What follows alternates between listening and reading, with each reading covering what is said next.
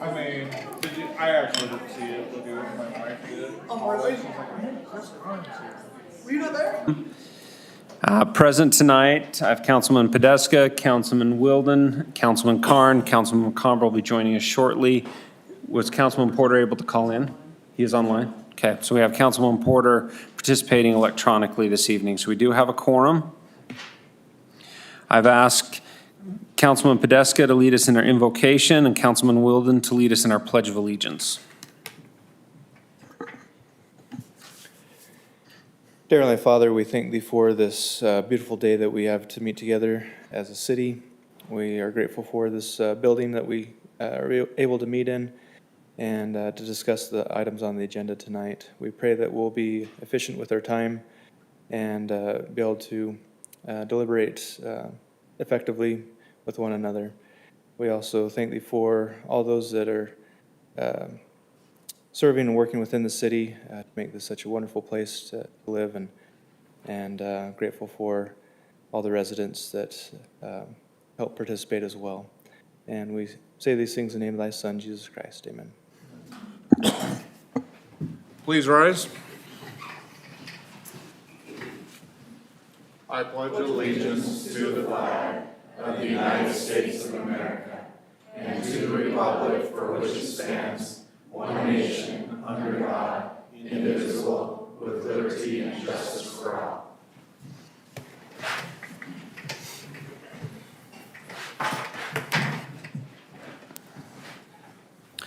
Okay, we have a presentation for the Point of the Mountain Chamber of Commerce, Mayor's Business of the Year Award. This year, normally we do this at the chamber meeting. This year, due to snowstorms and other, sounds more like apocalyptic time mishaps, we haven't been able to do this yet. But tonight, would like to present to R&R Tactical the Mayor's of the Business Year Award for a new business growing in our community, being part of our community, and looking to expand in our community. Not just here short term, but growing and investing with our community. So I'd like to invite you up, present this to you. Doug, do you have anything to add with economic? He's investing in the community and building a new place, and we already have people wanting to be partners with it.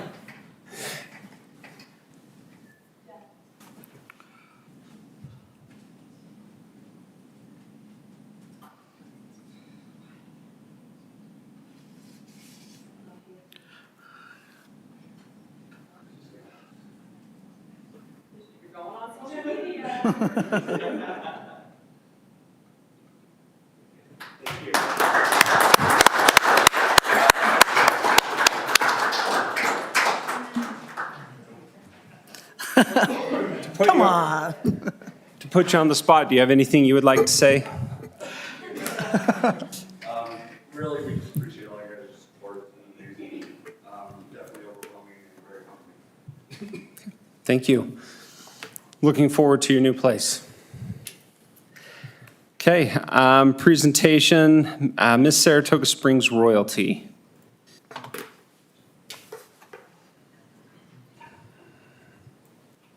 Mayor and Council, we're excited to introduce some of our 2023 Miss Saratoga Springs Royalty to you tonight. If you girls would, the young women come forward.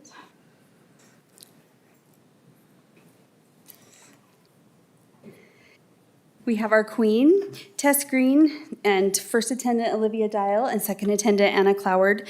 Our junior Miss Kylie Prade and little Miss Macy Hannibal were not able to be here with us tonight, but we're really excited to work with these accomplished young women this week, or this year, excuse me, and they will really represent the city well. So please reach out if you have a grand opening or anything like that that you think they would be able to participate in, or some other leadership opportunity. They are a great asset to our city. So.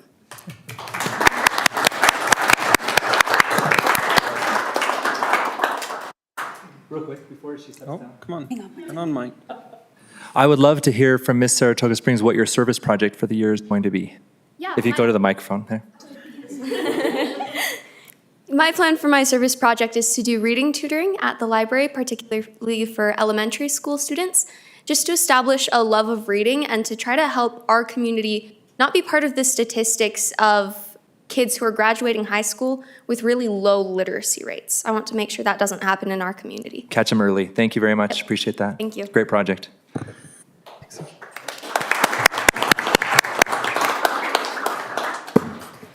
Okay, then we have the new Saratoga Springs Veterans Advisory Board members. Okay. If I could have you guys come forward, thank you. We have 4 new members this year, ready to serve.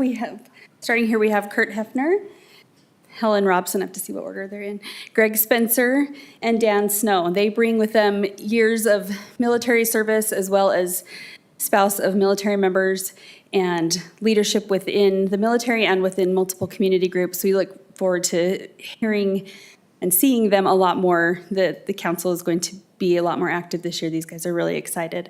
So, do you have any questions for them? No, but thank you so Okay. much.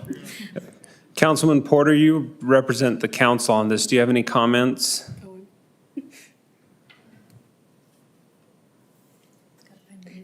Is he? Okay. All right. Sorry. So I'm very excited to welcome the new members of the Veterans Committee. I think this is a great opportunity for us to see them get more active in our community. The past committees struggled with COVID and all the challenges that brought, and so I think that getting some new blood in will be great. And I want to thank them for their service as well as the service of those that preceded them. And just welcome to the city.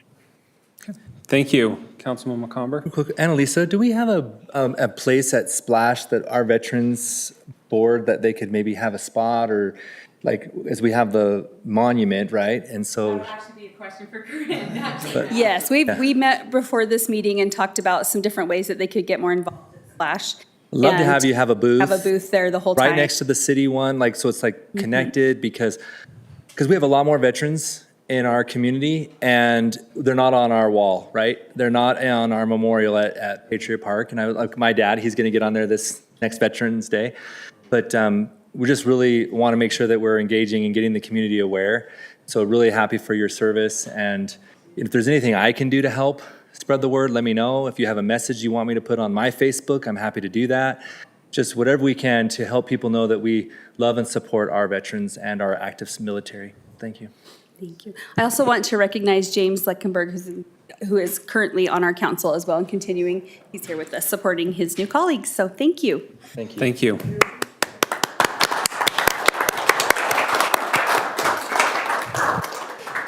This is exciting to see it grow. This was something that was very important to Councilman Porter with his family relation with the military, Councilman, the predecessor Podeska, and his military service. To see this grow, to get the Veterans Wall, and the Miss Saratoga Springs who did that as a project due to her military connections. So thank you for your service. Rudy, when it slows down, we got a spot for you. It'll be a while. So, but thank you. Thank you for your willingness to serve in the community. Okay, public input. Time has been set aside for the public to express ideas, concerns, and comments for subject matter not listed on the agenda. If you're here for public input, please state your name and address for the record. Please avoid repetitive comments, and please limit your comments to 3 minutes. Mark, really quick. And if you don't want to stay, you can leave, and it's not rude. Yeah. Mayor, Sue Alexander sent an email to each of the council members yesterday. She wanted that read into the meeting, but where you've already received that, if you want, you can direct Kayla to attach that to the minutes, but We could just, yeah. probably just want to make you aware that that request was made. We generally don't do minute read-ins like that, but I thought I would just But we can mention it submit to it. you. Yeah, Okay. sure. Okay, we'll submit that. Okay, any other? Yep. Oh, yeah. So I just wanted to find out if there's anything that can be done about the intersection over by Westlake High School. I have older kids that, The north one or south one? so the intersection with Redwood and Pony Express, that's right there. There's lots of kids that are crossing there all the time, but people aren't always paying attention, especially if they're turning right. And I'm just really worried we're gonna have someone get hit. And I have a couple children that walk across the street from Westlake to Wander. In fact, I'm so nervous about it, I go pick them up. Like, they're older, but I pick them up because I just don't trust the people who are driving to keep an eye out for them and understand that that's such a busy intersection that children are crossing there. And I was wondering, I've talked with the school board and asked them about like crosswalk stuff and everything. They said it's something that you guys have to do. And they said that they don't see anything in plans in the future, but it would be really nice if there was like a bridge or something that walked over there, because Wander is just gonna get bigger over there. And you're gonna have more kids walking and it's just gonna be really dangerous. So I wanna know if there's anything that we can do about that. Is there? We don't really. Yeah, we don't really interact in the dialogue. UDOT is their road, that we can pass that along. Okay. To them. Okay, thanks. So, okay, thank you. Oh, yes, Mark? Redwood is a high-load roadway, and so because of that, they've not allowed any of the discussions previously about bridges over the road because it would obstruct the high-load ability to transport, goods and material. This is the alternative route to I-15 as it comes to transmitting or transferring high loads and stuff to the south. And maybe I'll put it towards you, Mark, but listen closely, because this is really to you, and I'm doing it to Mark, because this is sort of the rule. And there's been a lot of proof that crosswalks that go over aren't used. Kids don't want to go like this to get over the top, and they just then it's worse because they jaywalk and there's no crosswalk. So a lot of studies, most places have, and under won't work either, especially now because it's too late. We did go under down south. There's an elementary school down south that we're going under. But the biggest thing is there are some flashing lights, things that we can do. We'll pass it along to UDOT and help them understand that there might be some needs to understand that this is a current time when kids are crossing the street more regularly. Okay. Anybody else for public input at this moment? Okay, I will close the public input. Reports, anything from the council? Councilman Carn? I spent spring break last week with staff interviewing architects and construction companies. We're going to talk about that later in the agenda, but just that was a riveting event. We did about 8 hours of interviews. It was great. I've done my fair share of planning commission this last 5 weeks too. So I think I did, how much did we get? Maybe about 8 to 9, 5 hours. No, 6 because we had one repeat. Oh, but yeah, we did 2 of them twice. Yeah, 7. So we've got our Yeah. interview again. Yeah. Spring break was fun. So for Wilderness Information, they have a day job. I was in Paris for spring. Okay, anything else from the council? Mark? Yes, Mayor and Council, I put something in your Dropbox folder earlier today from MAG. Basically, what's happened is up at the legislature, MAG was shorted funding for the regional transportation plans, which include, our fixed bus route system and things of that nature. The plan that had previously been adopted included like a fixed bus route from Eagle Mountain City Center all the way over to the American Fork Track Station with stops here in Saratoga. That was supposed to be between now and 2032. That's being pushed back 10 years. So there was that. There were several road projects that were recommended for funding in the original plan, but now are getting pushed back 10 years into a funded year, and in some cases being pushed off into an unfunded year. So there is a 30-day window that opened last week for public comment. I bring this to your attention because this is probably something that we would like to get some formal comment from you as a council back to MAG, requesting that they prioritize our projects higher. And while we understand that there's some dynamics in how they rank these projects based on, staff criteria and other things, we feel like in the last 10 years, our population has grown several thousand homes and 20+ thousand people. We feel that delaying yet another 10 years for some of these improvements and pushing these things back even further would have significant impacts on our community. So wanted to make you aware of that updated plan.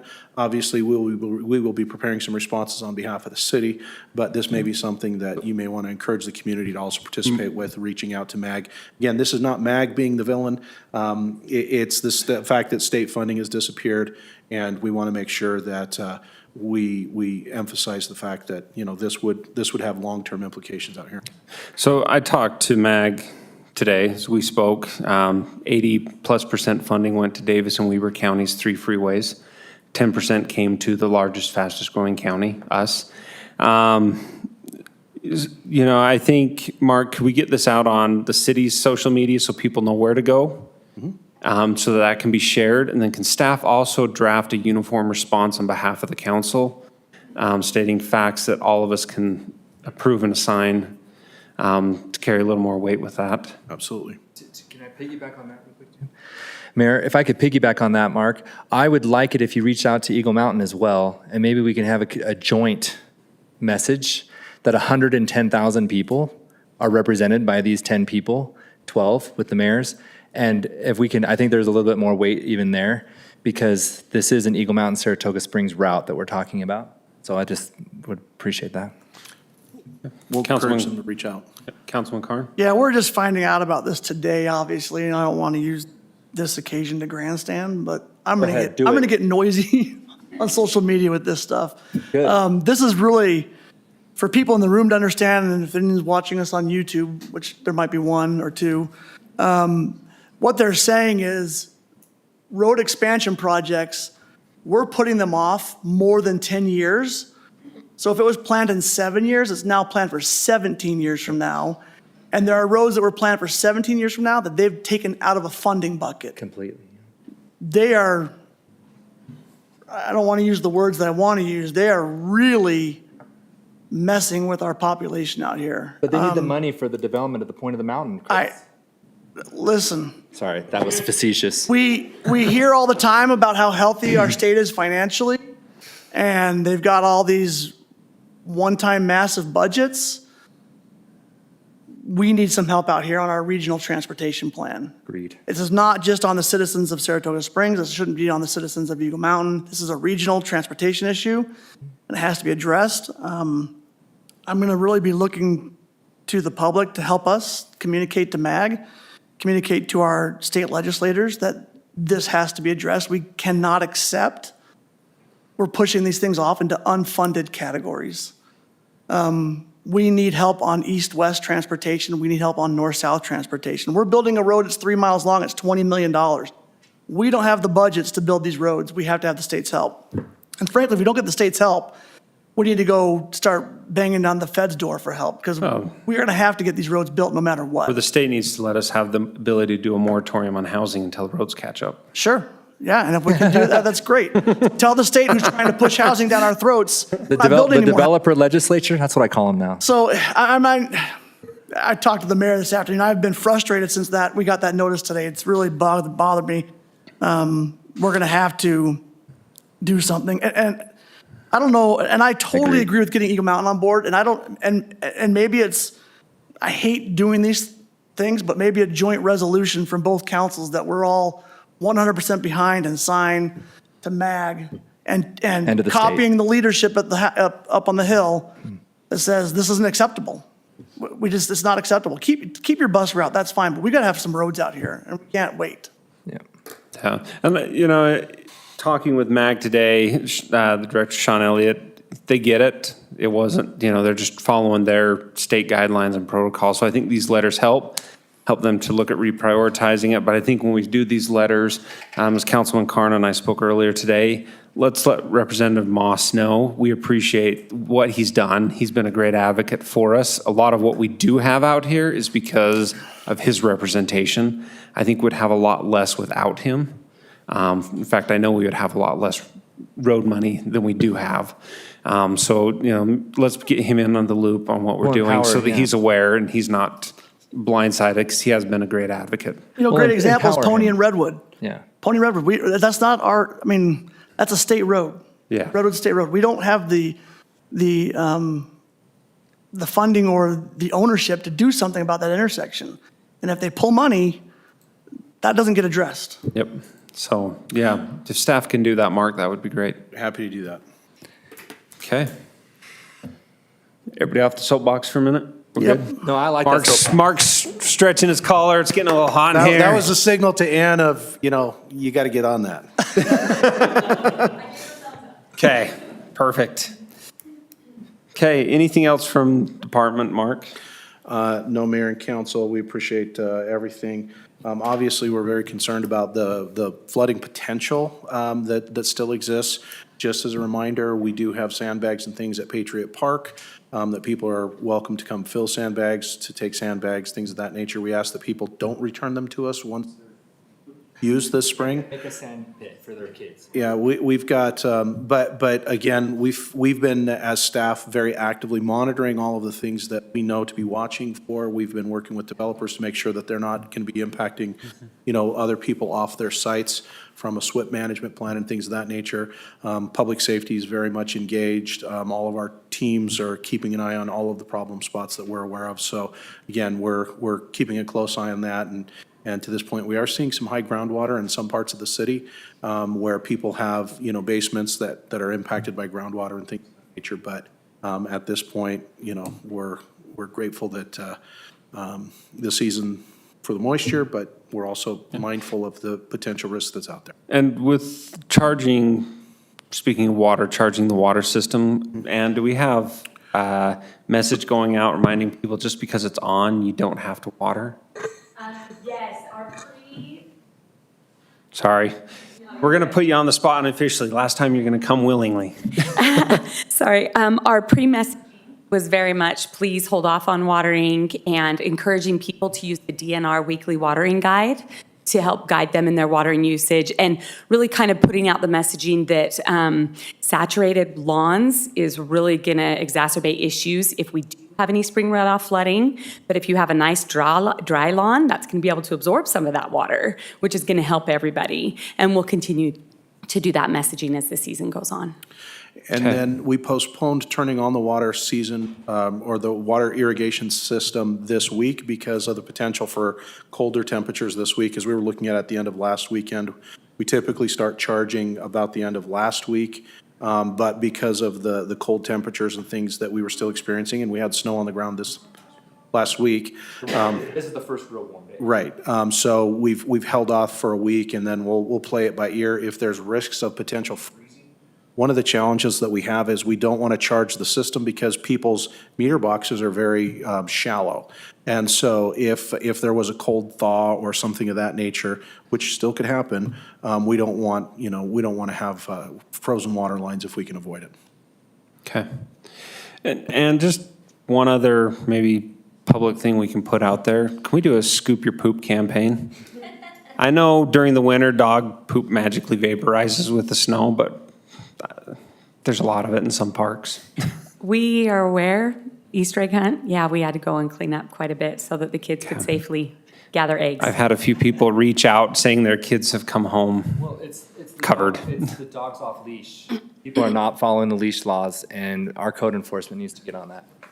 So, Councilman Carn?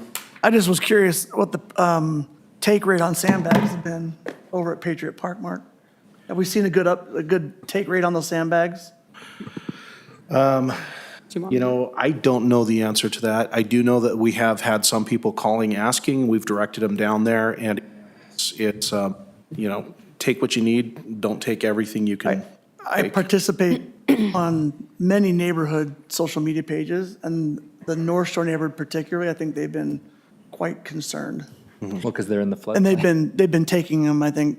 Well, they're in the worst flood area.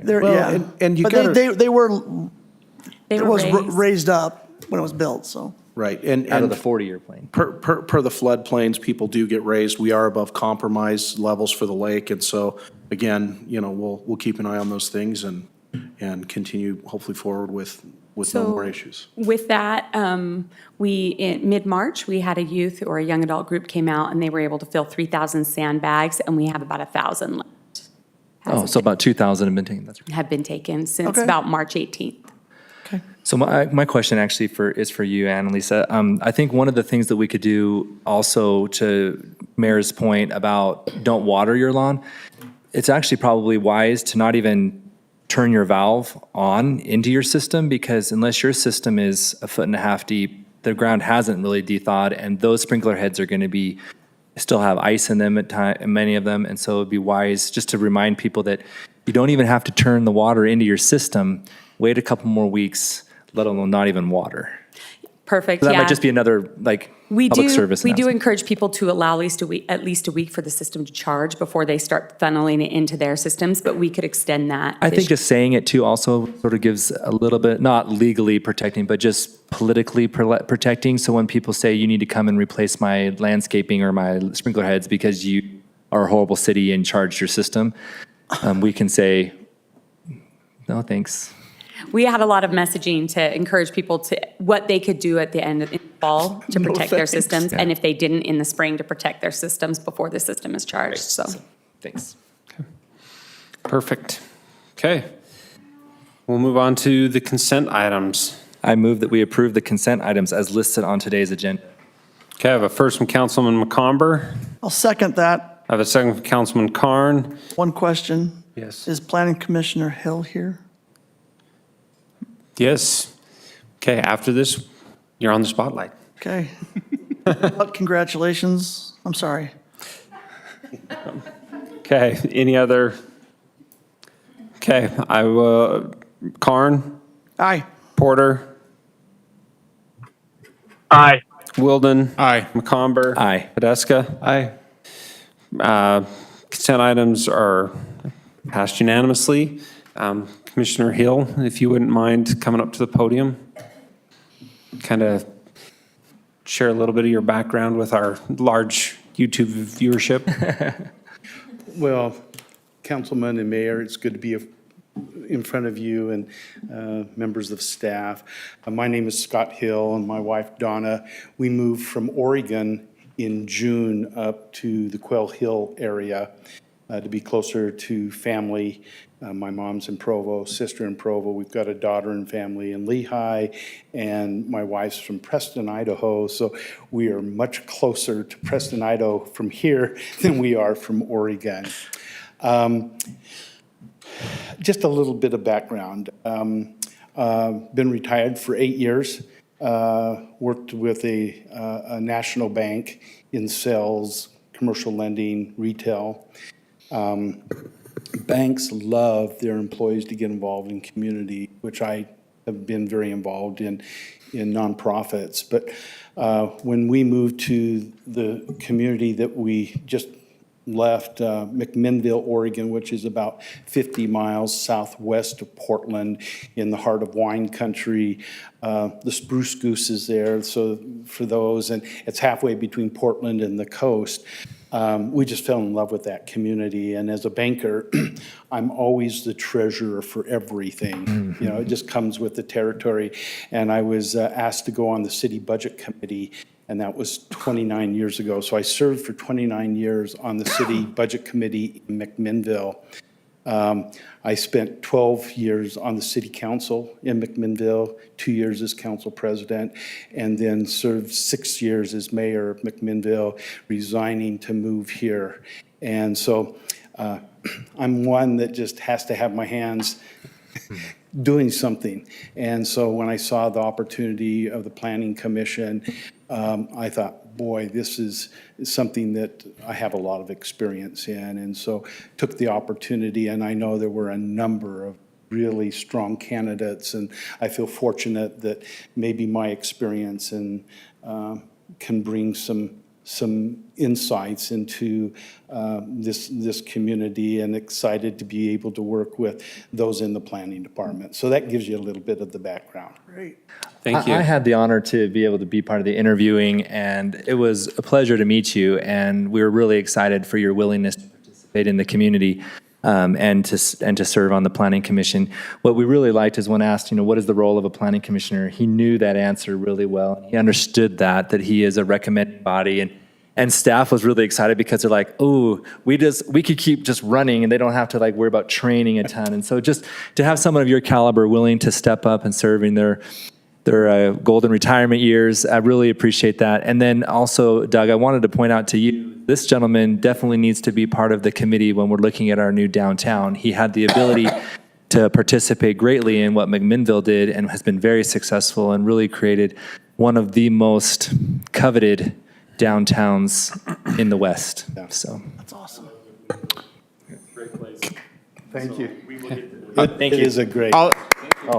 I'll just say you had me at banking He's a banker. and finance committee, like all the rest, I don't care, but that's great. No, I'm kidding. Don't we love spreadsheets? I'll tell you that. He's our banker, so. Thank you. I'm working on a spreadsheet now. So. Well, again, thank you and for the opportunity. And if there's anything I can do, just reach out. So thanks. Thank you. Thanks.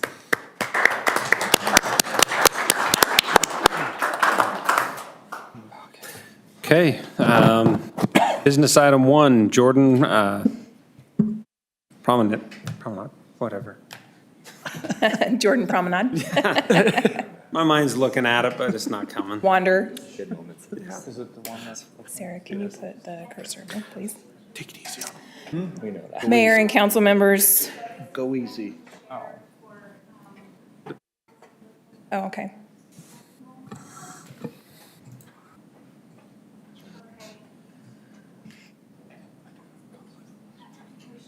Okay. There we go.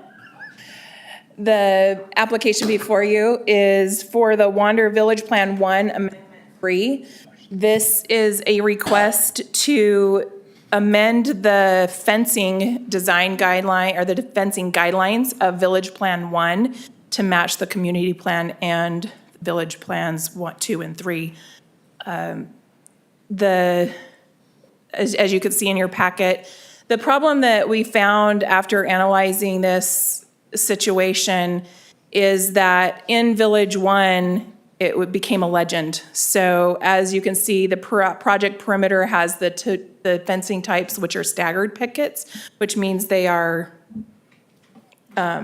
staggered instead of just the flat panels. What was installed were the flat panels because, as we learned from the developer, was that the manufacturers were not making the staggered pickets in the style of fencing that they were looking for.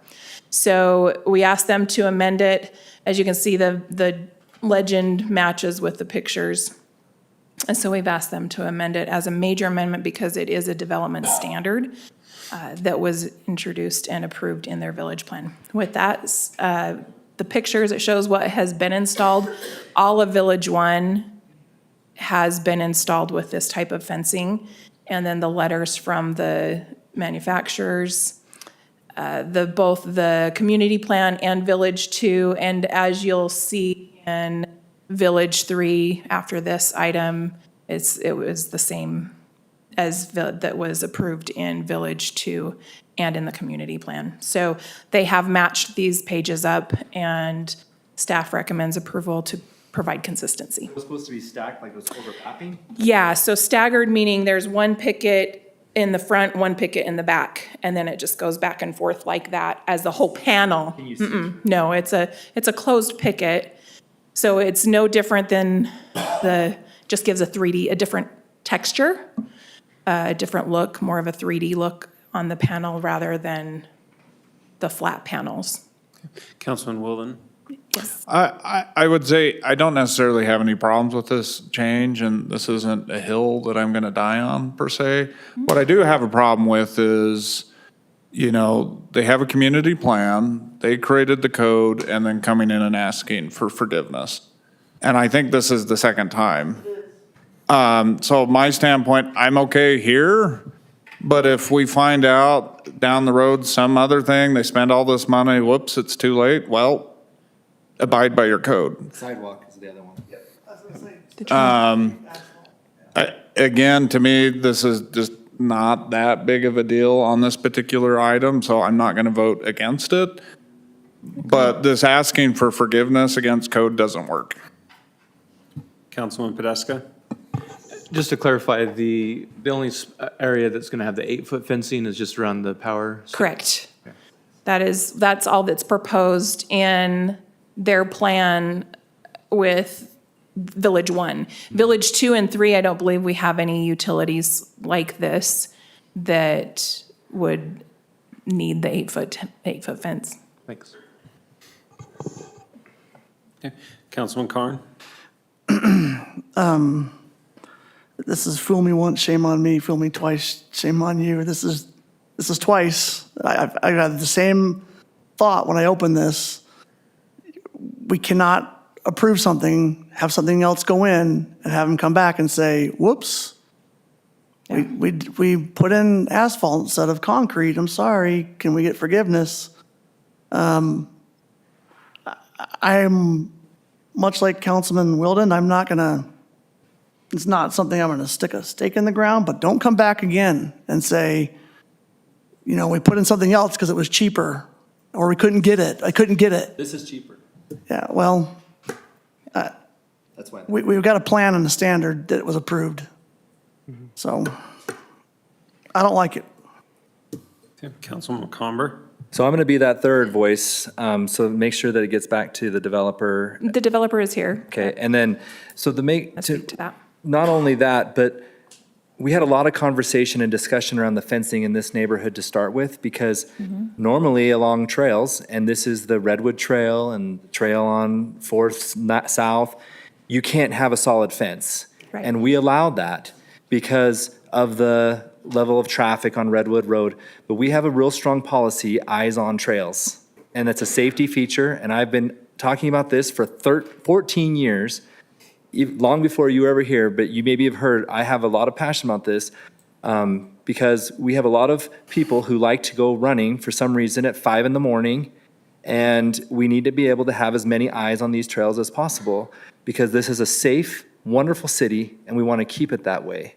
And I allowed a vote to have the fencing, and I thought at least it would be more decorative, it would have a feel of slats, and now that's gone even. And this is cheaper, so that's why I asked you specifically, because I called 2 different fencing companies, and it's like $10 to $12 more a linear foot to have the stack. That's good. Because you can't get as much distance, because you're overlapping with that board. And so it's a game, it's a bait and switch, and I'm not gonna put the stake in the ground either. But I'll tell you right now, they better not have one they really need later, because it will be a no and it'll be a hell no. Okay. If there's no other comments, I will entertain a motion. I'm not making it. I move to approve business item number 1, dated today with staff findings conditions. I have a first from Councilman Podeska. I'll second. I have a second, Councilman Wilden. Any further discussion? Councilman Carn? Aye. Porter? Aye. Wilden? Aye. Podeska? Aye. McComber? Aye. Motion passes unanimously. Business item 2. So this is the Wander Village 3. If you remember back in, was that September? We had the Village Plan 3 before you, or maybe it was August. Anyways, you had asked for additional design standards for the park along the Jordan River. We met with staff, Member McComber was there as well, to discuss the area that was most lacking in detail as what was stated in that council meeting. And so they have put a lot of effort into it. We've gone back and forth, we've looked at different designs, and we feel that they are meeting the requirement that we had asked for them to bring back. And so, as you can see in your packet, just to go over what changes they made, they did make the corrections, added more detail to the Riverside Park. They did continue the trail down along the east side where behind the commercial lots on Pony Express, and they added more to it, like the dog park Amenities. Correct. So they also again, changed their pedestrian plan to include that curve around behind and along the river. And just the conceptual site plan of the park. And then I wanted to show you, just reiterate the initial improvements. So with these initial improvements, they are phasing Village 3 into Phase 1, 2, and 3. This is purposely for the improvements of the riverfront. And so there is a page in the community, in the village plan that shows those outlines. And then just the riverfront park maintenance. So the 25-acre park along the Jordan River is going to be dedicated and also owned and maintained by the city. And then the spaces that are outlined in the pink are the HOA maintained properties. With this, I also wanted to point out something I apologize, I failed to put into the staff report. In the meantime, we did discuss the gateway overlay and the uses for this regional or this neighborhood commercial properties. Both the property at the north end of Village 3 and the Pony Express are gateways. And so we asked them to work with SLR to come up with uses that are allowed to incorporate the gateway, and that's what they did. So on page 23 of the village plan, they did include the verbiage as all uses designated as permitted in the underlying zoning, which is neighborhood commercial, allowed in the gateway overlay zone, except for the following, which is automobile rental and leasing agency, automobile repair, major and minor, automobile sales, automobile boat, all-terrain vehicle, ATV, motorcycle, recreation vehicle, sales and service, equipment sales and service with outdoor storage, pawn shop, retail, auto parts and tire sales only, sexual-oriented businesses are the exclusions from that are not allowed there. So they did work on that. Just wanted to point that out for you. Other than that, staff does recommend it. Okay. Councilman McComber? So I was hard last time. Yes. Now I want to be fair. The effort that's gone into this has been outstanding. I really do appreciate it. I just hope that what we have here is what happens, so I'll quasi a little bit, that it actually is what gets put in. So just so the staff knows, the sidewalk meets the trail requirement, the cement surface. They wanted to put in some more like gravel type trails to get you closer to the river, view spots, really some nice things. And we had to work with them, and we were able to work with their master development agreement to allow them to have some of those extra trails. So it makes it a much more usable, fun, embrace the river kind of community instead of just having a straight cement trail and that's it, because that's what was required. They've got covered shelters, they have grass areas, they have native areas. I do really think this is going to be a really great long stretch. I think that there's some real opportunity with the school site being so close and a potential community church site that we might even be able to from a civic events have like an art festival along here where people can come and they can enjoy. We can maybe have like art stations and things and have this be like a linear art festival, which I think would be a wonderful way to pull more of our activities into the community.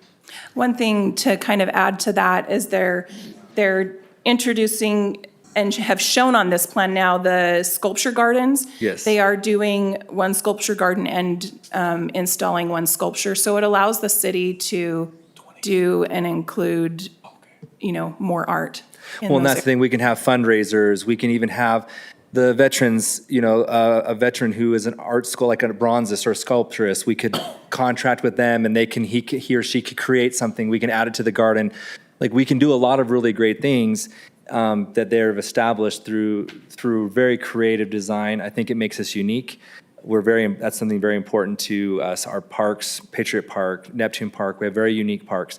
And this, I think, is going to be a great addition to that. So thank you to Wander and thank you to staff for all the hard work. Okay, any other comments on this part? Well, I was just gonna, Councilman McComber and I are on the same page today. I think this is gonna be an incredible amenity to our city. This will, with the trail on the other side of the river, I believe it creates about a 6-mile loop around the river right there of paved trails that can be, run or bike or something. So this is going to be a really, really nice city park that's being put in by the developer as part of their development agreement, and I'm really looking forward to it. I just don't want to have, if it says we're going to have a concrete bench, have a wire bench put in. That's a 10K. We can maybe even have some kind of 10K. Yeah, I think there's so much potential with this. And one thing I didn't see, maybe you can answer for me, is they're going to put it in phases. Where's the first phase? Like, where are those phases at? I didn't see it in the packet. The first phase is on the south portion. By the commercial by the properties? commercial. Okay. Second is Page in the middle 57. and third is in the north. 57, okay. I'll go back and look at that. And I do appreciate them working around our gateway overlay zone that just recently came in, so I think that'll be great to have those areas fall into that gateway. For people who don't know, that's areas where you're coming into the city. We want to kind of help dictate what goes into those areas. Yep. Okay. I am glad to see it looks like phase one, quite a bit going in phase one. So I appreciate, I think the amenity center, not squeezing that into phase two or whatever. So I think it's a good phasing plan, so thank you. Okay, if there's nothing else, I'll entertain a motion. I move that we approve the Jordan Promenade Agenda Item 2 and the business items, Oakwood Homes applicant, ordinance 23-8 dated today. Second. I have a first from Councilman Comber, a second from Councilman Carn. Any further discussion? Are there any staff findings? Oh, with staff findings and conditions. Amended. Got amended first and amended second. Anything else? Councilman Porter? Aye. Carn? Aye. Wilden? Aye. McComber? Aye. Podeska? Aye. Motion passes unanimously. Thank you. Thank you. Walmart fuel station. Good evening. Yep, want to say a comment or that before? Or? So, Mayor and Council, just a quick update for you. Kendall is going to do the presentation. One of the things that I think is kind of important for us to understand is when this was presented to the Planning Commission, they were looking at some of the storage containers that are stored west of Walmart and counting the remaining parking spaces. However, some of those remaining parking spaces are not usable. And so Kendall will have have some updated information for you tonight relative to those parking spaces. And really, it's probably a challenge, depending on how you want to look at it, but I'll let Kendall kind of walk you through that issue. So just be aware that the information you're about to hear is somewhat different than what the Planning Commission made a recommendation on. Red. We all know where this is at. It's just regional commercial, southwest end of Walmart. So I updated this as of 10 minutes before we started. I went over there, so if you look, you see the shipping containers all along the west edge there. They're actually all removed but one, but now they've added a bunch of stuff for the garden center, pallets of stuff out there. Doesn't take up as much spaces as this, but there's still quite a few of those are taken.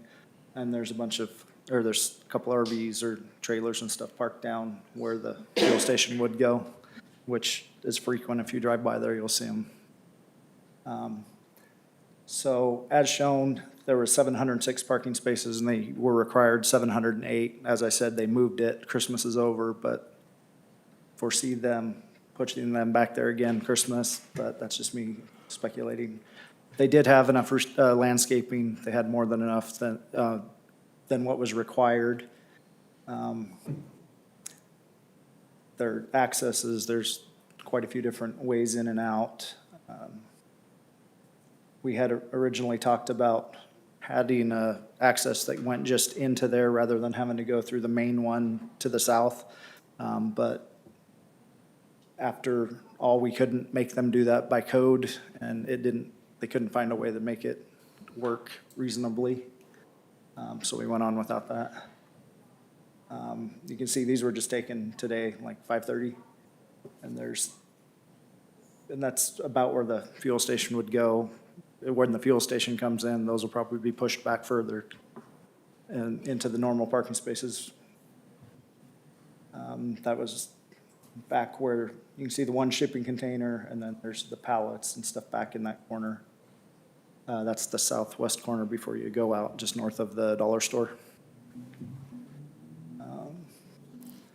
Elevations wise, that's what it looks like. There were the calculation showing the 30% required materials. The scale was off, I think, and so that was one of the corrections that was required. Landscaping, that was an updated landscape plan that was sent in, and it actually met as what we needed, other than there's still missing one tree in one of the Island? the island, that's the word. Yeah. And then, I think that was, and then, I think Kevin, do you guys have something?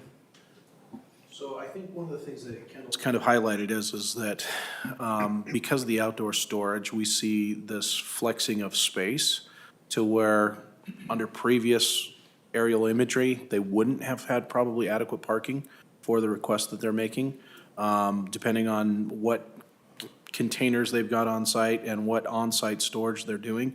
They may or may not comply with the particular application. And the information that was presented to the Planning Commission indicated that there were adequate spaces. Now, if you remember, there is also a cross-parking easement across this entire property. And back when Vasa came in over on that site, they kind of said, hey, this works because of the cross-parking agreement that we have in place.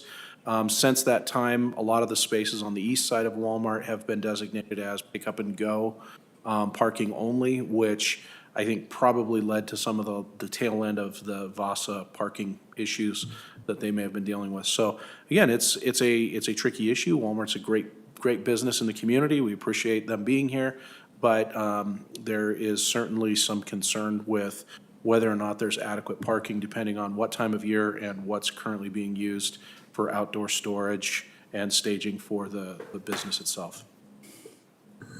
Okay. Kevin? Well, I think Kendall's gone over his staff report and has identified a number of things that aren't currently in compliance with the code. And so that would be something that the council should consider. I think one thing that's unresolved in my mind is basically when you have a non-conforming use, a use that's been approved years and years ago before the code has changed, when that use changes its status, when something is added to it, they lose that non-conforming status. And so I'm not sure what part of this project should lose its non-conforming status and have to come up to current code. And so I have that's an unresolved concern that I have. Does that mean the entire Walmart site has to be brought up to compliance with the current code?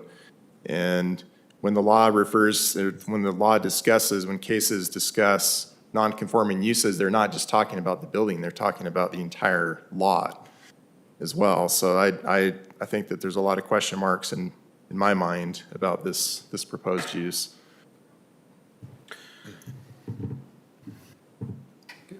Councilman Comber?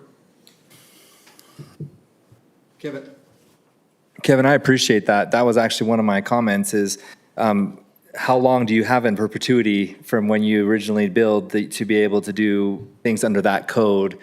Why aren't they having to follow current code? I was part of the decision. I mean, we had Cafe Rio, we have a dumpster that literally you can't park in front of because the dumpster can't get unloaded. You've got Vasa at the time, whatever comes in there, that's a lot of square footage. And I went and counted 41 take and go spots designated. They had an entire side of their building that they're trying to count as parking. You cannot park there technically, legally you can, but you can't park there and go into the store. And so that is a real concern.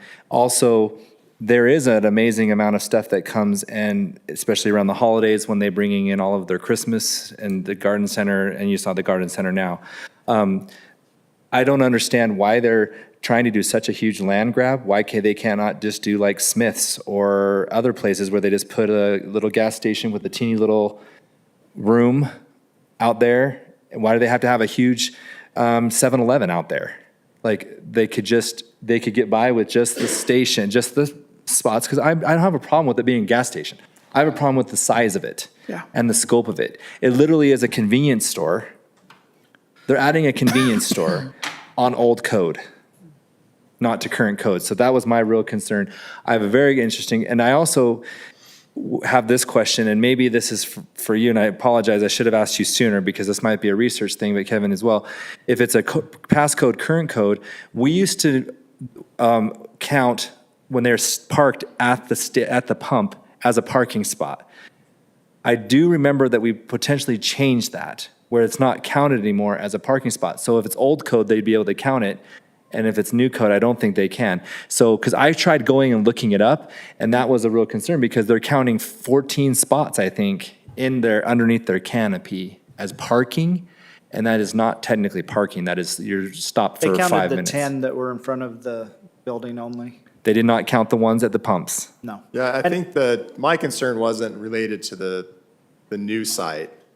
They're just plopping that down on an existing site. My concern is when you do that, when you change a non-conforming law, non-conforming use, you alter that at all, that non-conforming status goes completely away.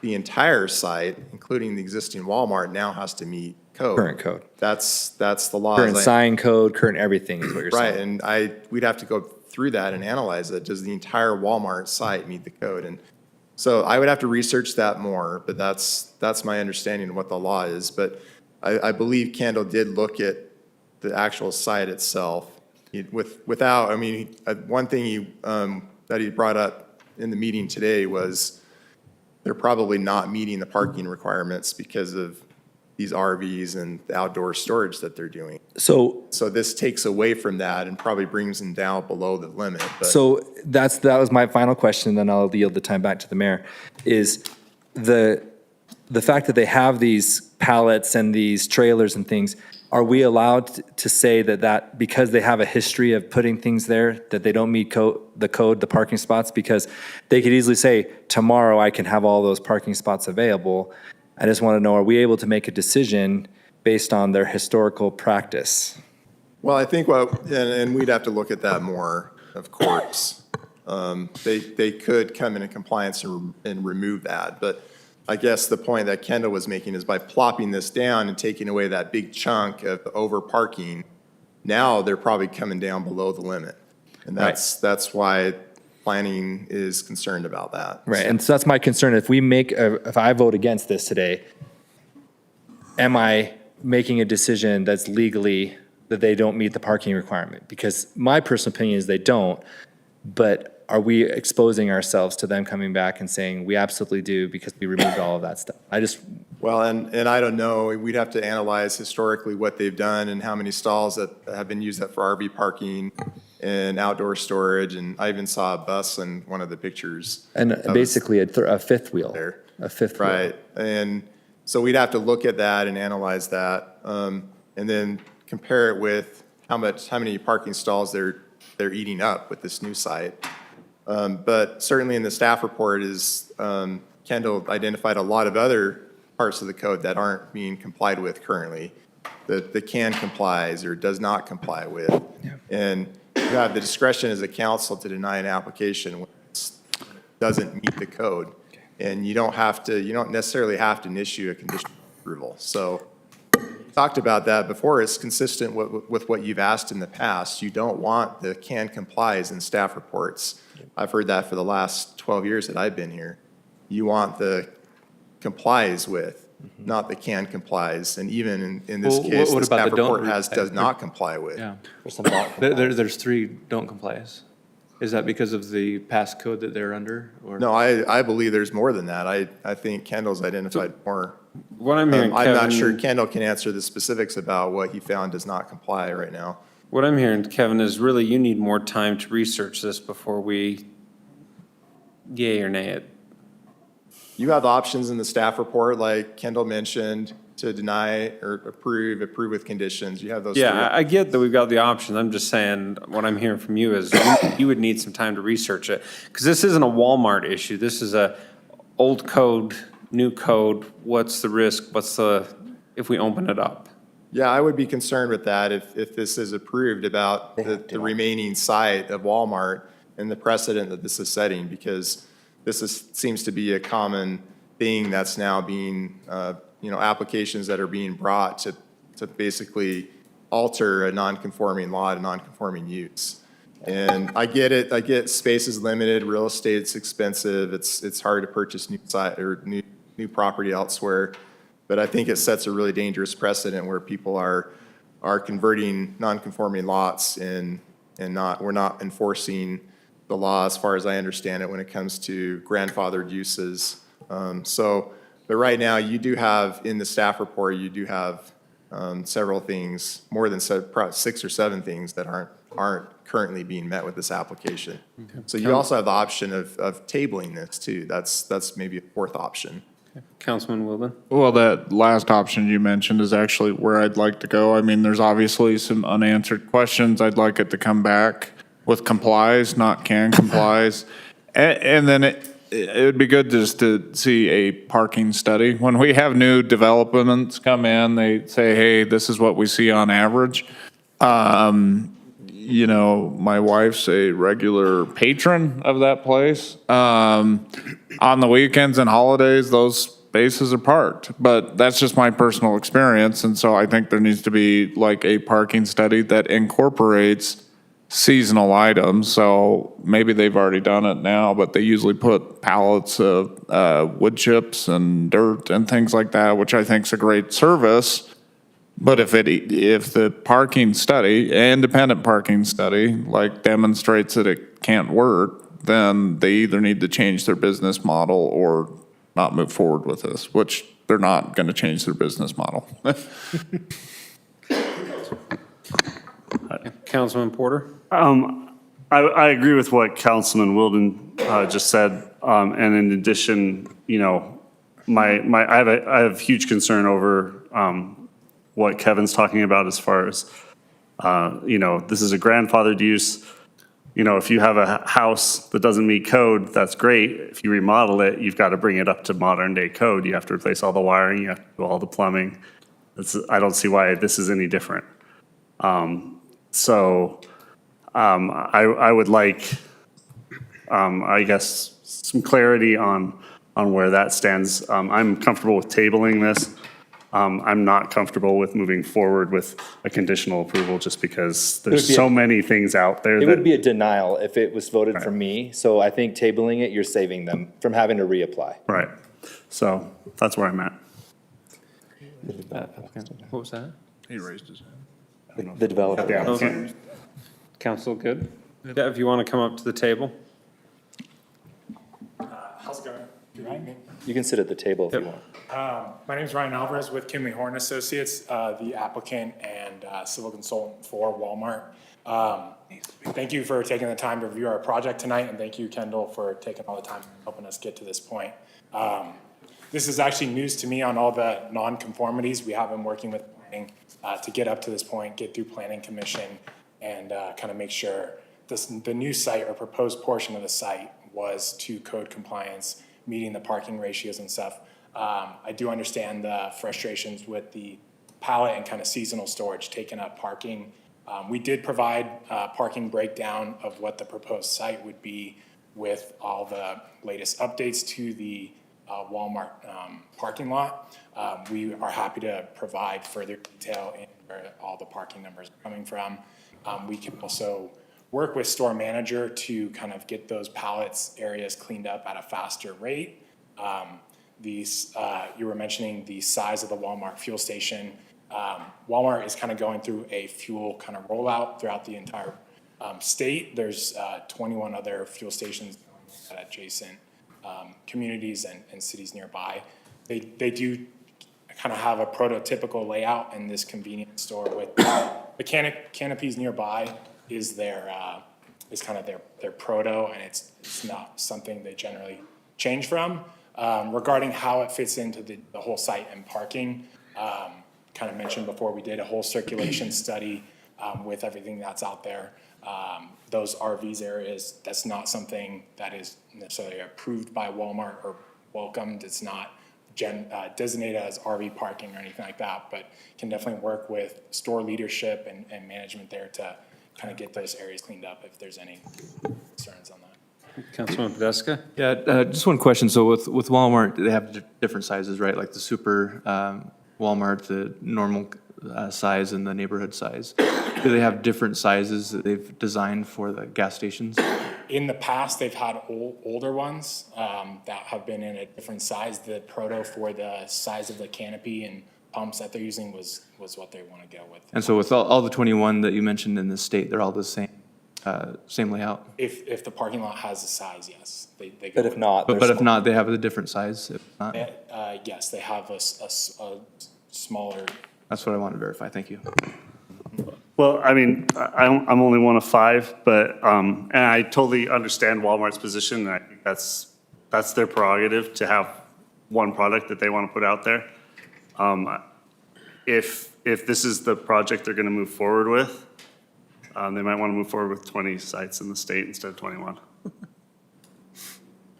So I've got to have proof that I haven't seen the parking study that you're referencing.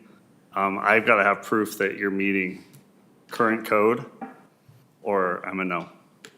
Yeah, and if I may, so in order to get, and from my understanding, in order to get to planning commission and work with city staff to get an approved application just to move forward, we did have to provide plenty of background on how the site would meet the current code. So I'm happy to work with you guys further and planning staff to get that. I just didn't want it to come across of, hey, Walmart's just trying to throw this project down the city's throat and just make it work. We're happy to continue to work with you guys. Just want to make sure we. So real quick, and when you come back, because you are getting a table, which you're lucky, because it would have been a whole new application, you had to start over. So that's I mean, I'm not saying that to be facetious. It's just very nice of the council to give you this leeway. Do not come back with a do not comply. If there is a do not comply on there, I will be a no. And you will have to show that at Christmas, on the day after Thanksgiving, on 4th of July, you meet parking requirement for that building. Because it's not on Wednesday afternoon do you meet the parking requirement. On Saturday afternoon, on Fast Sunday, do you meet the parking requirement? Because everyone's going and buying all of the groceries so they can eat way more than they normally do in a day. So, but that's what I mean, like, we need to see that kind of detail, like, and there can complies. Kevin pointed out, for 12 years, I mean, we have done such a good job. I always compliment developers when they say complies all the way down. I always make that compliment. Absolutely no do not complies. And if there's a can comply, it should be minimal, and there should be a really good explanation, and staff would have to be very comfortable. Thanks. Okay. If there's nothing else, I'll entertain. Oh, I've just been waiting my turn. you just looked anxious to make a motion or something. Nope. I asked who I consider to be a couple of local experts on Walmart today, showing them pictures. Your wife? My wife is one. And I said, does this work today? She said, yeah, it doesn't work in December at all. And I agreed with her before she even said that. That's my concern, is it is right on the razor's edge of compliance, and there are going to be times where this product, as designed, does not work. And we've got parking issues all over the city where we're on the razor's edge, and I want to get away from that. And if there's a smaller product that Walmart can put here and still fulfill a need, I would love to see that come back. And I'm fully in favor of continuing this until we can get more detail. Okay. I'll entertain a motion. I'll move that we table business item 3 as stated on the agenda. I'll second that. I have a first from Councilman Wilden, second Councilman McComber. Any further discussion? There was no specific date for a reason, until they're ready. Okay. Councilman Podeska? Aye. McComber? Aye. Wilden? Aye. Porter? Aye. Arn? Aye. Motion passes unanimously to table item 3. Someone sound like that. Mallet. Yeah. Okay, Fox Hollow, second master development agreement extension. Okay, I have just a short outline here. A lot of phases in Fox Hollow have been impacted by our sewer capacity limits. So for about a year and a half, I want to say, they haven't been able to continue building on their lower phases, the phases that would have water at this time. And so they would like to request extension. There's about 9, 10 owners, and it's just taken some time for everybody to be able to coordinate. And so what we're proposing now is a 6-month extension to allow us more time to work on the details of a longer extension. Councilman Podeska? What happens at the end of that 6 months if it's not completed? It can have another extension or it can expire. So the goal is to have all the terms of extension, a longer timeline completed at that time, and it can go either way at the end of those 6 months.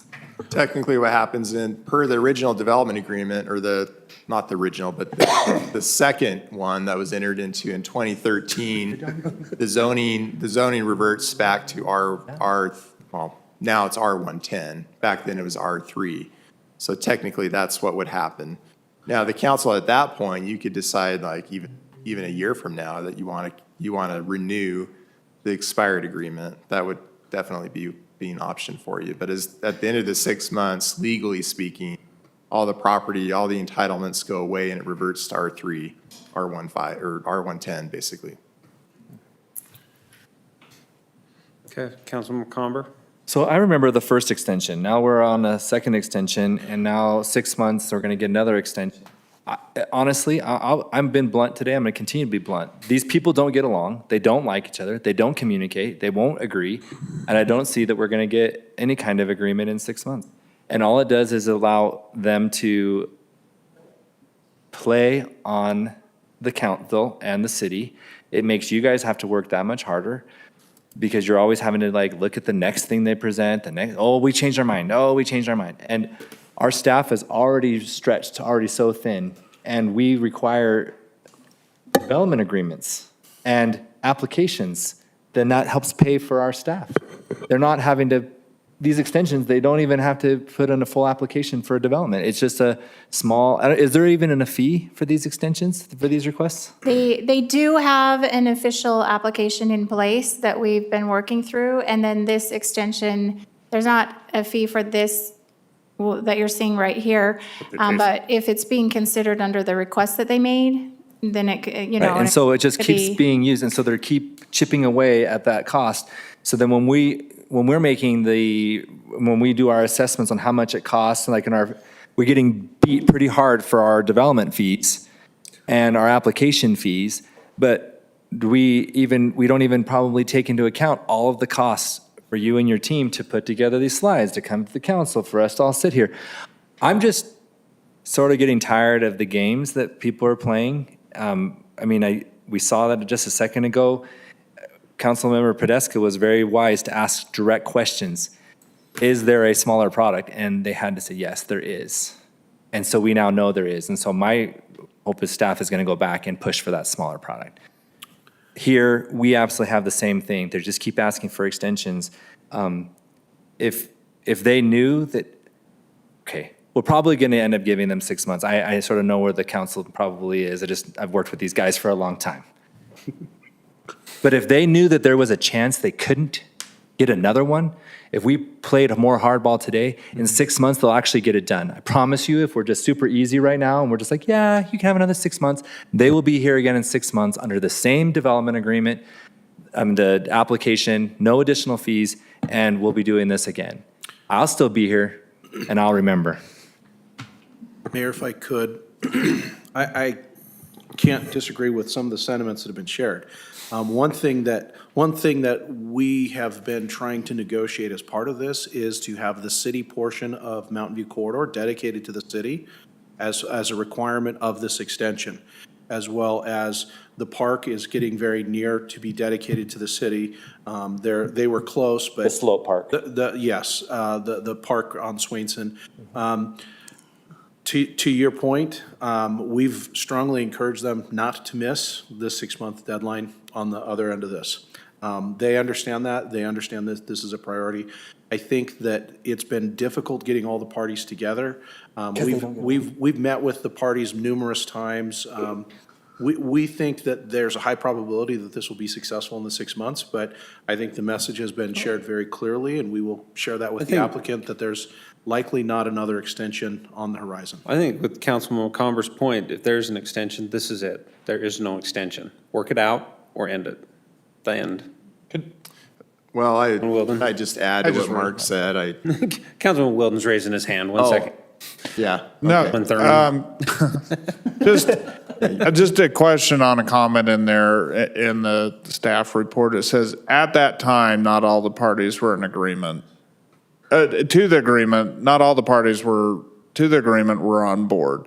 Does that mean they're just not responsive, or they're just like, hey, we don't want to do this extension? Well, I'm happy to provide more background on that. So some of the applicants are the original applicants. So they're aware of what happened in 2013. They're aware that it took a year. They're aware of the complexity. The challenge that's really been happening is some properties have turned hands, and it's the new applicants that don't have the background, that don't have the understanding, and so we've had to have meetings to get them up to speed. And they haven't understood that it really takes multiple developers to put in the infrastructure in the area, that there's still a significant amount of infrastructure on the western portion of this development, and that agreement benefits them, doesn't hurt them. Some of them thought that agreement hurt them in terms of open space. But it doesn't. and then they thought that hurt them in terms of infrastructure. They thought that hurt them in terms of Mountain View Corridor. So it's been getting those new parties informed and getting them through some hesitancies that they had, where they thought they were better off not extending the agreement. So it's really the more recent players that have, that were hesitant. And on that, I think that it's important to understand that this is not just a flat piece of map on a table that's easy to divide up and say, here's your impacts.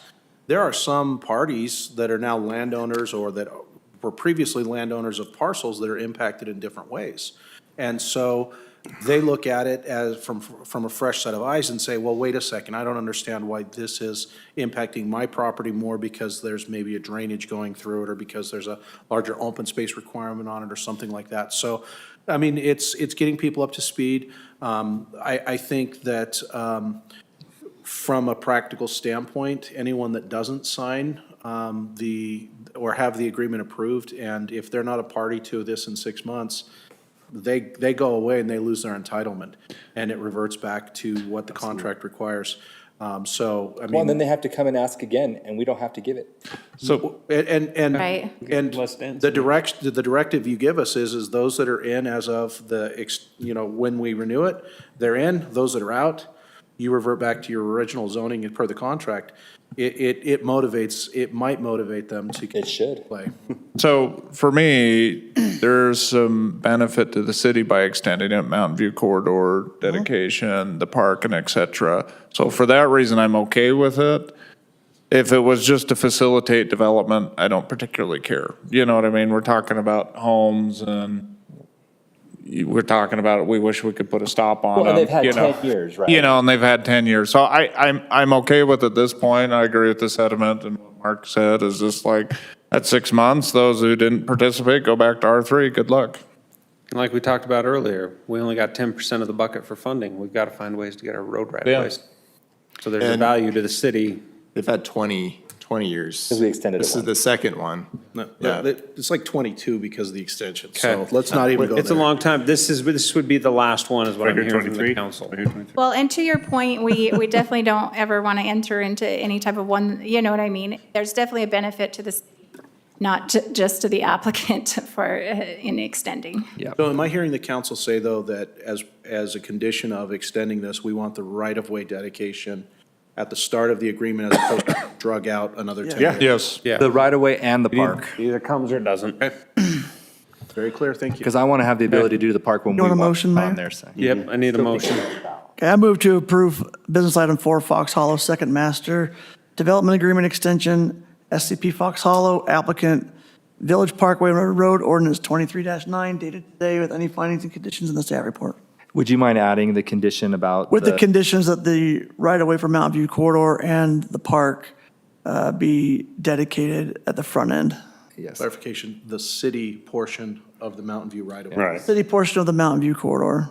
I'll second that. Thank you. We have a first from Councilman Carn, a second from Councilman McComber. Any further questions?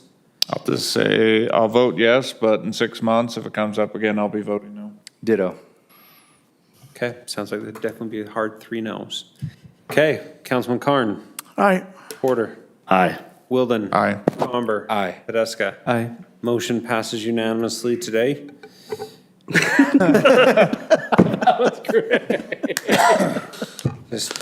Just one more. Okay, sewer capacity allocation and reservation policy. Mayor and council, I'll quickly take this, Kevin, and others can jump in as appropriate. What this is, as you know, we've had a series of sewer bottlenecks in the city.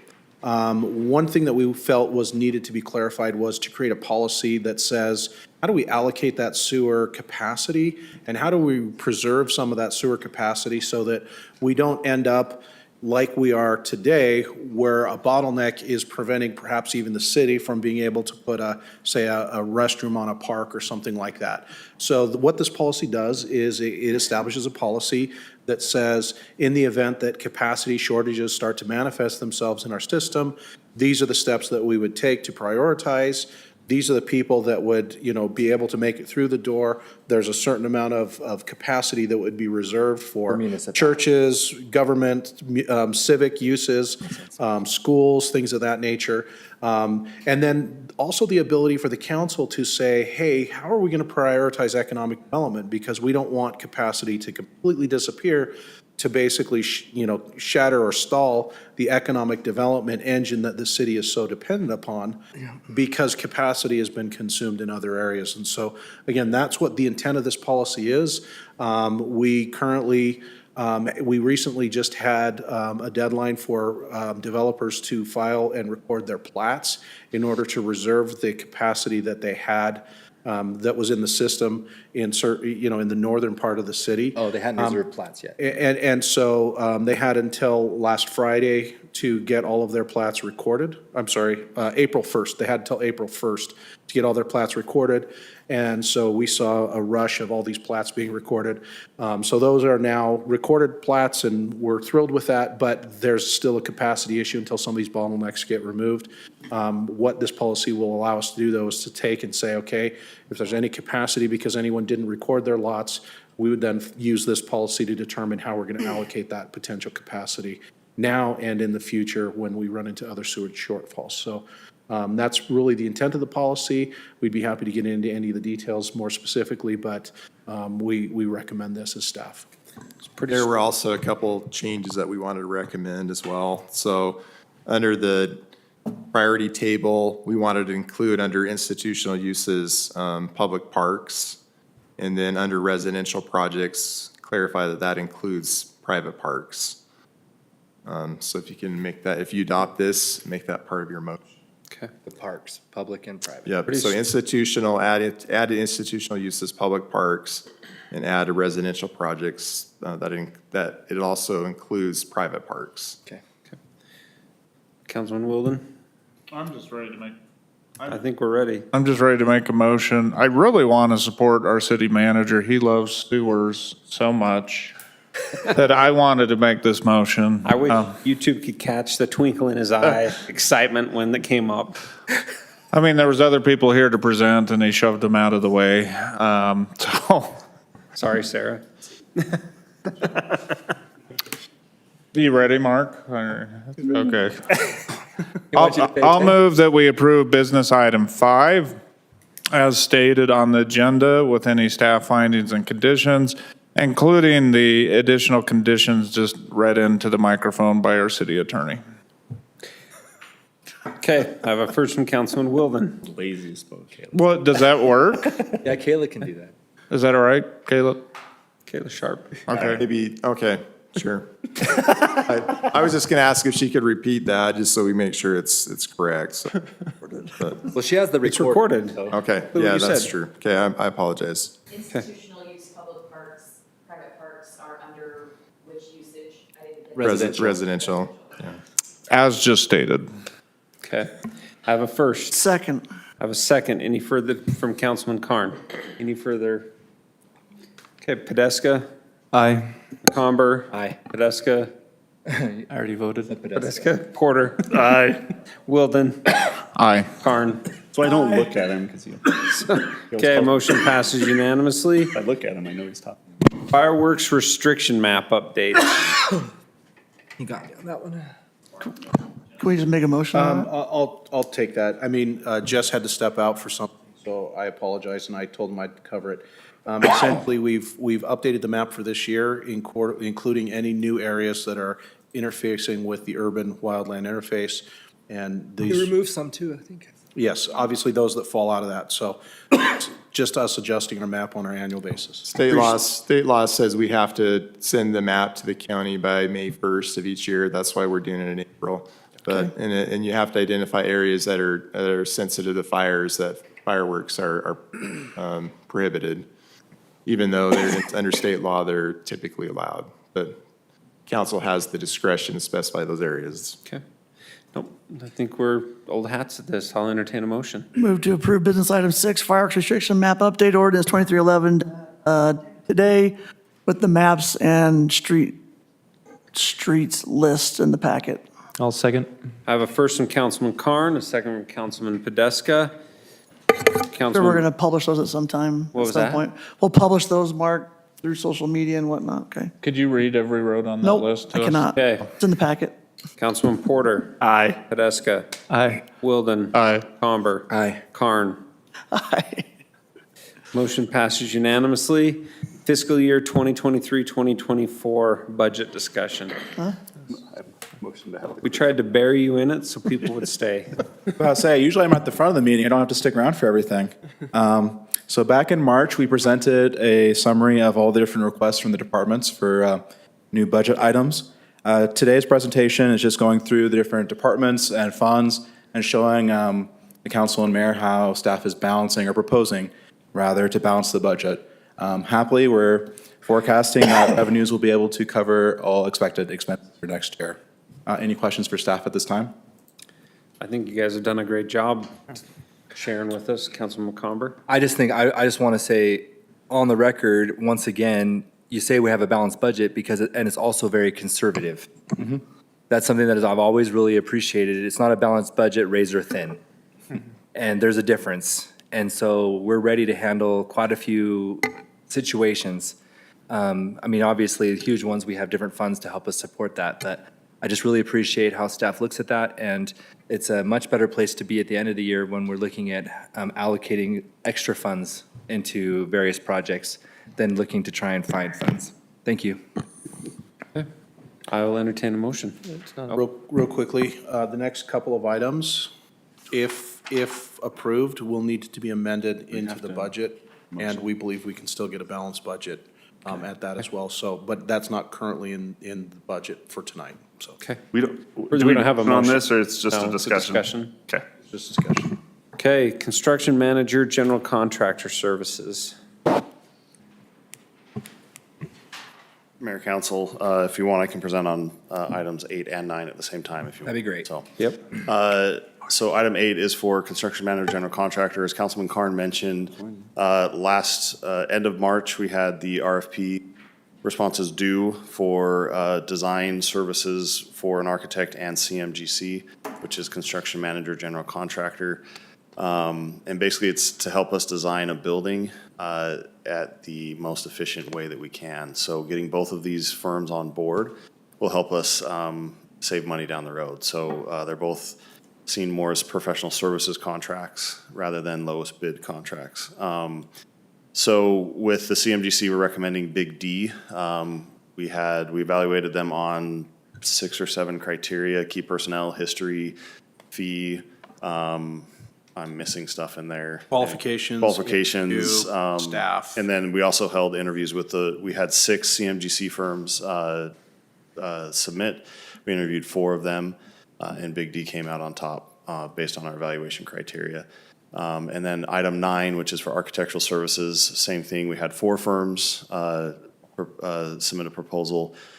We interviewed all 4 of them, and MSR Design came out on top on that one as well. So happy to answer any questions. And Councilman Porter joined us, along with Councilman Karn, on the architect interviews. So as was mentioned earlier, it was a great 8 hours worth of our time.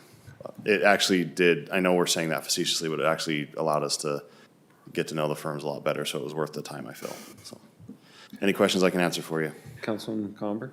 I just really appreciate all the work that went into this. I definitely would like to be part of some of the conversations going forward in terms of smart cities, smart buildings. We need to be thinking ahead because a lot of it goes into the design side. So I want to make sure that they're not building a building for 2023, but something that's going to really help us through into 2024. Yeah. Okay. 2043. He's thinking a year ahead at least. 2043, so another 20 years. Yeah, it's really important that you get ahead of that. 5G, those types of things, making sure it's compatible, that the 5G can get into the building because everything's moving to 5G. A lot of the buildings that are built today, 5G can't get through the walls. Okay. So, thank you. Thank you. Okay. If there's no further discussion on this, I'll entertain a motion on 8 and 9. I'll move that we approve business item 8 and 9 as stated on the agenda, including any staff findings and conditions. I'll second. Okay, I have a first from Councilman Wilden, a second from Councilman Podeska. Do a roll call. Podeska? Aye. Comber? Aye. Wilden? Aye. Porter? Right. Karn? Aye. Perfect. And then with this, I think Councilman Karn, you'd sat in on the discussions on this in the past when we did like the police. Councilman McComber was liaison, where you've been in on this, be a liaison for all of the meetings. But definitely we want to be involved as a council. Like Councilman McComber said, we want to plan for that. I know there's going to be a lot of daytime meetings. When I talked to you earlier, you had some bandwidth for that. Karn, did I say Porter? No, you're on. I'm just We're just making reinforcing the fact that I don't do anything. Okay. Because he doesn't have a real You job. know, I was like, I really like Porter, but he's done so shortly. I would love to be the liaison. I'm pretty passionate about this right now. And that, but definitely, I think all the council, like Councilman Comber's got some points too that come into that. So if the council's good with that, Well, maybe have Karn be the point and then polling in one Correct. person at different times. like we do at the police station. I would just say maybe in the past, like, we don't spend too much energy on significant design plans based on the input of 1 or 2. You know what I mean? Correct. Like, Yep. you know, we don't want to design something grandiose and then come in and then 4 is just like, come on. What, so when we talked to the 4 different architectural firms, that was a general consensus amongst the team doing the interviewing that we are not looking for someone to come in and build something that they're going to win a bunch of awards on. That's not, we don't want someone to just be there. We want someone to come in and have this be their, Parade to City Hall. they're right, the #1 city hall design in the world. We want something that's very functional, something that's going to last us a long time. But looks nice. But looks nice, that's right. So, But that's- facades aren't expensive. that was that's going to be the general feedback early on in the process. Yeah. This has got to be something very functional. It's got to look really nice. And I totally agree with you. We have to design this for 50 years from now. I'm just telling you, if we come back with a statue of Karn on it. Aye. Carney Hall. The Wilden Is it Wing. going to have the beard or no beard? I'm having a hard time right now. Just honest. Every time I look him over, I'm like, I mean, look, the pigeons would love it. like in China, they rub the belly, they rub his head. Well, this went downhill. Did we vote? Okay. We did vote. While we slowly slip we- to Mark's depths of sewer discussions, we'll move to item 10, Code Mark's Amendment. like, how did I get in trouble for that? Title 19.09, off-street parking. I have never seen a townhome development that can fit all their people without clogging a road. I'm just saying. Okay, you saw this recently as pending ordinance, and now you're seeing it as official ordinance. We changed 2 words, I think. We added we clarified walking path travel distance. just so that it was clear that that didn't mean through the building, you know, because some of the businesses were saying, well, we're within 500 feet and drawing a line straight through the building. So we just clarified that this is meaning you have to walk around the building and that we're counting the distance that you walk. We're not counting, you know, we're not counting barriers like walls and For buildings. those of you in the room that maybe aren't understanding, the parking spots in the back of the building, and you have to walk all the way around to get to the front, but they said, no, you can be like a bird and just go over the top of the building and get in and they're meeting the distance. So I'm just trying to help people who are like, what? So we're factoring out teleportation. Yeah. Right, so we Star Trek beat clarified Scotty is not a thing. that you have to be able to walk around, not teleport. So that's the only change from when you saw it as pending ordinance. Well, good catch on that, because they're very creative, our development community. If they can argue it, they'll argue it. Councilman Wilden. Right here it says non-residential. I'm presuming we're talking about commercial. Would this apply to, and I don't remember, like, if you think in a development, if they have a, what do you call it, not a rec center. A clubhouse? Like a clubhouse, would this apply to the clubhouse as well? At residential, Within a residential development? no, we consider that to be residential. Okay. I'm good with it. Any other questions? If not, I'll entertain a motion. I move that we approve business item 10 as listed on the agenda with any staff findings and conditions. I have a first from Councilman Porter. I'll second. I have a second from Councilman Wilden. Any further discussion? McComber? Aye. Podeska? Aye. Porter? Aye. Wilden? Aye. Carn? Motion passes unanimously. I talked to Mark, the work session, staff is still working on getting the information we were requested. Okay, you do have a question. You initiated your mic. Oh, hers. The information that was requested was to compare our sign code to South Jordan, Linden, right? We're going to add a few more cities. We're going to add Sandy and Riverton and also Lehigh and American Fork, just to give a good picture of sort of the surrounding nearby cities that are Similar in size. competing or similar in terms of commercial. So we'll add all of that. It is a big job to compare, to put all of those into a comparison format. So we are still working on that. We'll bring it to you the next. Great, thanks. Can I, Oh, yeah.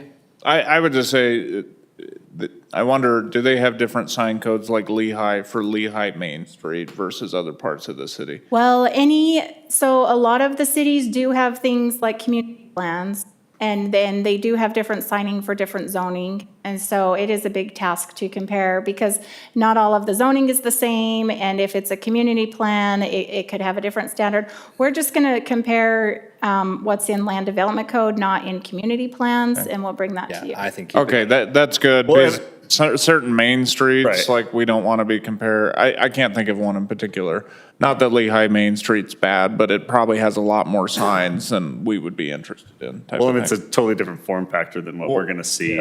So, yeah, I think we want to compare apples to apples. You know, you're thinking like the Home Depot, Lowe's, State Street area as opposed to like Lehigh Main. American Fork Well, State. and the challenge too is in our own code, it depends on the zone, you know, what your sign regulations are, and that's the same in other cities. So it is a big task to put together the comparison, which Yeah. we're not quite there. So you'll be ready tomorrow? Nope. It'll be ready for the retreat. Perfect. Okay, there's no need for closed session, so I will adjourn the meeting. Is that what we're supposed to? All right. Owen, No.